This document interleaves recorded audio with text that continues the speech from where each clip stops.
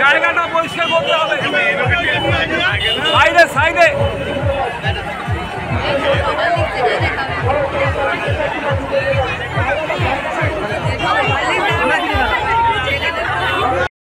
না, এটা সভা হবে না। আমরা এখান থেকে আজকে অশোকনগরে আমাদের শহরে একটা আমরা নির্বাচনী র্যালি, এই র্যালি আমাদের আগে থেকেই সিদ্ধান্ত ছিল।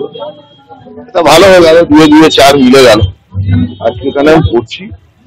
যদিও প্রধানমন্ত্রী মোদীজির সভায় কাঁথি থেকে লোক এসেছিল, কৃষ্ণনগর থেকে, নদিয়া, রানাঘাট থেকে লোক এসেছিল, আর এখানকার লোক শুধু অশোকনগর থেকে। তবুও গতকালকে যা লোক হয়েছিল মোদীজির সভায়, আজকে তার থেকে দ্বিগুণের বেশি লোক করার দায়িত্ব হবে। 1030 লোক হবে। আমি যেটা বিভিন্ন প্রেস মিডিয়া আপনাদের বন্ধু বান্ধবের থেকেই যা শুনেছি যে 12, 13, 14, 15 হাজার হাঁটতে লোক হবে না। মাঠে তো চেয়ার ছিল। মুখ্যমন্ত্রী মমতা ব্যানার্জির যেদিন সভা ছিল, যেদিন 3 দিক ভিড় ছিল, এটা একদিকে ওপেন ছিল মোদীজির সভায়, 3 দিক বন্ধ ছিল। তারপরে ডিসিআরসি হয়েছে, হাফ জায়গা নিয়ে নিয়েছে। মমতাদির সভায় এটা ছিল পুরো উন্মুক্ত মাঠ, আমরা করেছি। 50,000-এর লোক মমতা ব্যানার্জির সভায় ছিল।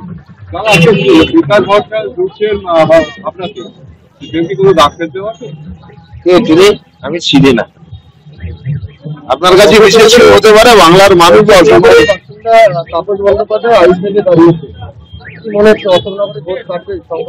কতজন দাঁড়িয়েছে আমি তো জানি না, তবে তাপস বাবু উনি পৌরসভা হলে ভোটে দাঁড়ান, বিধানসভা হলে ভোটে দাঁড়ান, লোকসভা হলে ভোটে দাঁড়ান। এটা আমার অভ্যেসে পরিণত হয়েছে। রাজস্থানে এক ভদ্রলোক আছে, 48 বার ভোটে দাঁড়িয়ে হেরেছেন, জামানত জব্দ হয়েছে। ওনারও মধ্যে মনে হয় ওই নেশা আছে।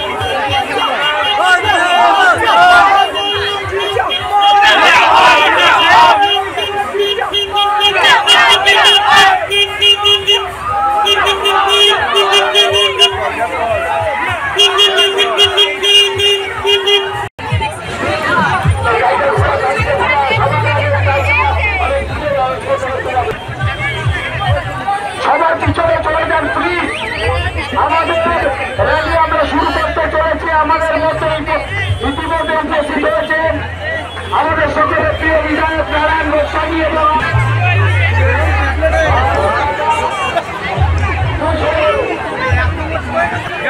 পরিষ্কার করতে হবে। সাইডে সাইডে